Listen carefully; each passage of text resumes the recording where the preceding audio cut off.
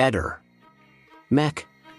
Pallister. Signore e signori, tenetevi forte e riavvolgete il nastro fino all'estate 2007, quando il caldo non scioglieva solo i ghiaccioli, ma anche le certezze.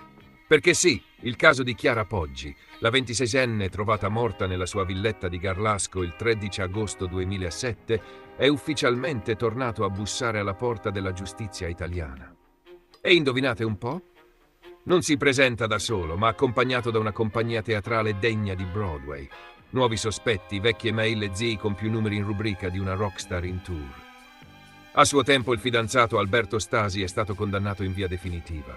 Sì, proprio lui, l'uomo dai pedali puliti e l'hard disk in fase zen. Ma adesso l'attenzione si sposta con passo felpato e sguardo curioso su un altro nome. Andrea Sempio. All'epoca giovane amico del fratello di Chiara e oggi indagato per concorso in omicidio. Insomma, non proprio una rimpatriata tra vecchi compagni di scuola. I due cellulari di Chiara e la mail che fa tremare i comodini.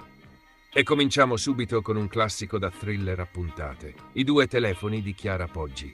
Uno, un normalissimo Nokia azzurro, quelli con Snake e i tasti che facevano rumore. L'altro descritto dalla collega Francesca Di Mauro come un oggettino misterioso apribile e di piccole dimensioni.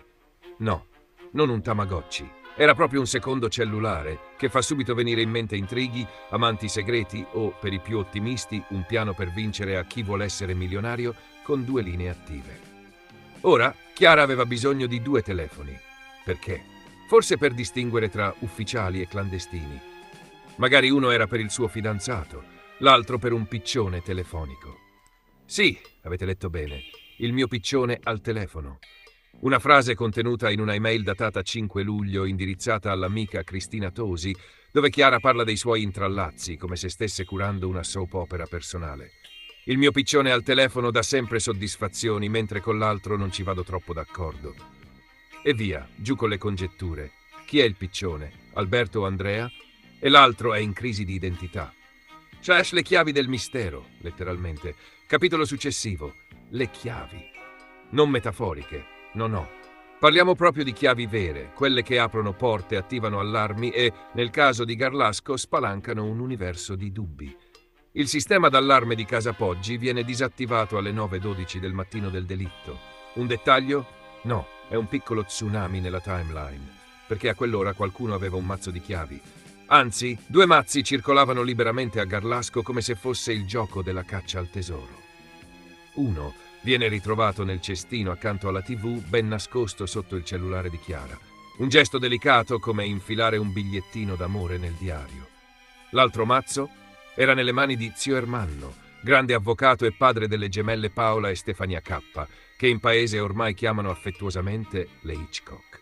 Sì, perché l'aura di mistero che le avvolge ha più colpi di scena di un film di Alfred. Lo zio dichiara però di non aver mai usato le chiavi.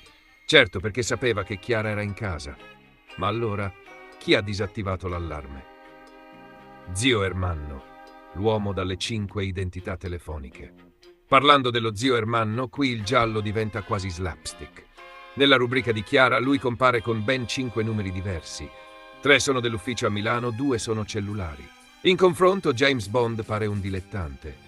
E non solo è ultra presente nella rubrica, ma viene anche idealizzato dalla nipote, secondo quanto riferisce lo stesso Alberto Stasi. Idealizzato? Da Chiara? Forse sì, ma l'accumulo di numeri fa un po' pensare a quei call center che ti richiamano pure durante la cena. Intrallazzi, misteriosi adulti e sexy shop. Torniamo ora alla mail incriminata. Oltre al piccione soddisfacente, si fa cenno anche a un aperitivo con un misterioso adulto a Cadorna. Perché se devi vederti con qualcuno losco, almeno fallo in un luogo affollato e ben collegato. E poi ci sono i messaggini hot col fidanzato, con Chiara che programma un weekend a Londra e lo aggiorna su potenziali incursioni in sexy shop di Soho. Il tutto condito da tenerezze tipo la tata manca al tato e risposte dal tono ingegneristico come manca 8. Romanticismo formato Excel. Quelle telefonate che suonano come campanelli d'allarme e che dire delle telefonate di Sempio a Casa Poggi. Il 7 e l'8 agosto, pochi giorni prima dell'omicidio, Andrea chiama ben 3 volte. Una di appena 2 secondi, giusto il tempo di dire pronto e poi pentirsi. Una di 21 secondi e una terza incastrata in un nugolo di chiamate incrociate tra Casa Poggi e Casa K. Altro che triangolazione, qui ci vorrebbe la CIA. Da notare che l'8 agosto è anche il primo giorno in cui Alberto Stasi dorme in via Pascoli. Coincidenze? Ma certo, come la neve a Ferragosto. L'ultima sera, pizza, divano, Doberman e sbirciate al PC. Arriviamo alla sera prima dell'omicidio. Il classico copione da commedia romantica, versione lombarda.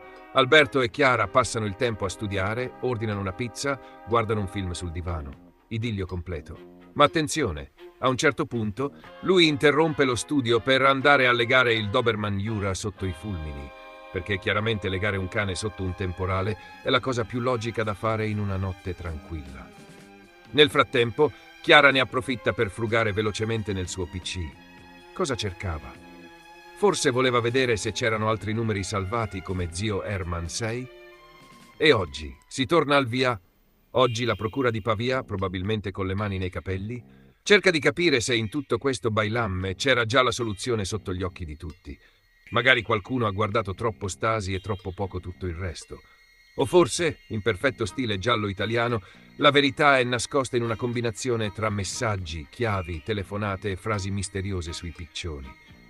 Ma una cosa è certa, a Garlasco la normalità è solo un'illusione e la verità, come sempre, ha lasciato il telefono staccato.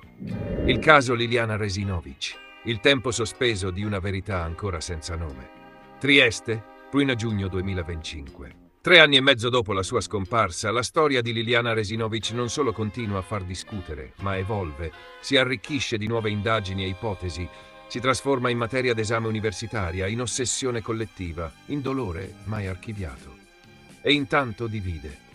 Divide Trieste e l'Italia intera in colpevolisti e innocentisti, in detective da bar e analisti da social, in chi guarda al marito Sebastiano Visintin come a un possibile colpevole, ora ufficialmente indagato, e chi invece continua a crederlo un marito ferito, messo ingiustamente sotto accusa. La nuova svolta investigativa. Nell'aprile 2025 Sebastiano Visintin viene iscritto nel registro degli indagati per l'omicidio di sua moglie. Una svolta che cambia lo scenario processuale e investigativo. Alla guida delle indagini c'è ora un nuovo PM, Ilaria Iozzi, subentrata con l'aria di chi non vuole lasciare nulla di inesplorato. Il suo primo atto è disporre ulteriori accertamenti su una serie di elementi tecnici finora mai approfonditi del tutto. Parliamo del cordino che chiudeva i sacchetti in cui era avvolta Lilly, del secondo laccio legato alle chiavi, del braccialetto con disegni greci che lei portava al polso, degli oggetti sequestrati a casa di Visintin, tra cui forbici e coltelli. Nulla è più considerato banale, nulla può essere lasciato al caso. A pesare sull'indagine anche la seconda autopsia, disposta dalla procura e affidata a Cristina Cattaneo, che ha scardinato definitivamente l'ipotesi di un suicidio. E si tratta di un omicidio per asfissia meccanica esterna. Tradotto, qualcuno ha ucciso Liliana. Punto. E allora chi, come, dove, quando? Il nodo della vertebra T2. Uno dei passaggi più dibattuti nelle consulenze tecniche è quello relativo alla frattura alla vertebra T2. Secondo Cristina Cattaneo, tale lesione sarebbe compatibile con un trauma inferto in vita e rappresenterebbe una delle prove regine di un'aggressione. Ma il medico legale Raffaele Barisani, consulente di parte nominato da Visintin, smonta la ricostruzione. Nella TAC dell'8 gennaio 2022, 3 giorni prima dell'autopsia, quella frattura non compare, sostiene Barisani, e accusa apertamente. È un preparatore anatomico ad aver segnalato la lesione, prendendosi la responsabilità di un'osservazione non supportata da evidenze radiologiche.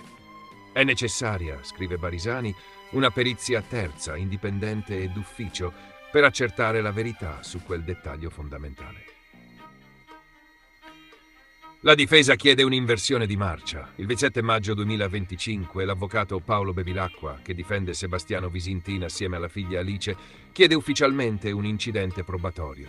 Al centro della richiesta, una nuova perizia medico-legale che stabilisca con precisione data della morte, causa, modalità e luogo in cui Liliana ha perso la vita, oltre al tempo di permanenza del corpo nel luogo in cui è stato ritrovato.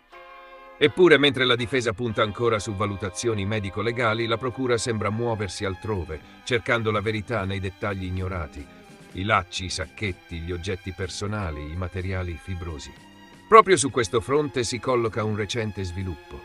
La fibra gialla rinvenuta sul corpo di Liliana è risultata essere fibra tessile, non vegetale come si era inizialmente ipotizzato. Coincidenza vuole che Sebastiano, nel video girato con la GoPro il 14 dicembre 2021, indossasse sotto il giubbotto proprio una maglia gialla, elemento che potrebbe spiegare l'origine di quella traccia. Il caso arriva in università. La risonanza del caso ha travalicato i confini giudiziari e mediatici, approdando addirittura in ambito accademico. Rossella Cirillo, studentessa del Master Post Laurea in Scienze Criminologiche dell'Università di Perugia, ha scelto proprio questa vicenda per il suo lavoro di ricerca finale. Il caso di Liliana Resinovic.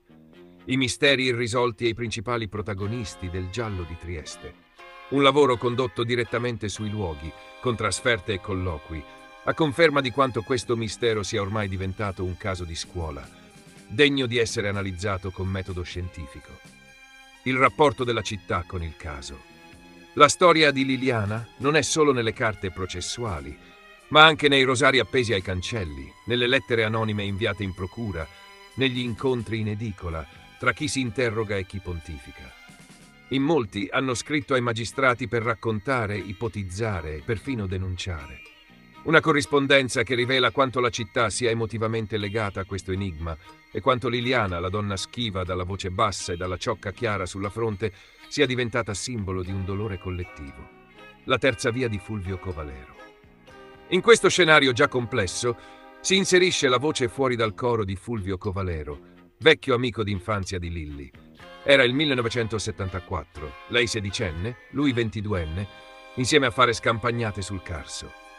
Oggi Fulvio torna nei luoghi dove tutto è finito, nel boschetto dell'ex ospedale psichiatrico, dove il corpo di Liliana è stato ritrovato il 5 gennaio 2022, 22 giorni dopo la scomparsa. E propone una terza via, non suicidio, non delitto premeditato, ma una lite degenerata, un'aggressione verbale o fisica finita male. Liliana era minuta, pesava 42 kg, ricorda, e non si metteva mai nelle condizioni di discutere. Era chiusa, timida, non alzava mai la voce. Forse per questo l'ipotesi che si sia trovata coinvolta in un confronto diventato tragico resta per lui la più plausibile. Il boschetto degli spettri. Intanto quel parco che doveva essere un angolo dimenticato della città è diventato scenario di suggestioni e inquietudini. Fulvio ci guida tra la vegetazione fitta, indica la chiesetta abbandonata, il dirupo, il roseto, i bar. Qui, a dicembre 2021, aveva cercato Lilli. La dottoressa Cattaneo ritiene molto probabile che il corpo sia sempre rimasto nello stesso luogo del ritrovamento, compatibile anche con alcune testimonianze. Altri invece giurano di aver visto strani movimenti, un uomo anziano con berretto tipo coppola, barba bianca, una torcia accesa e forse un sacco nero sulle spalle. Uno dei tanti fantasmi che popolano questo caso. Le voci dal Farnetello.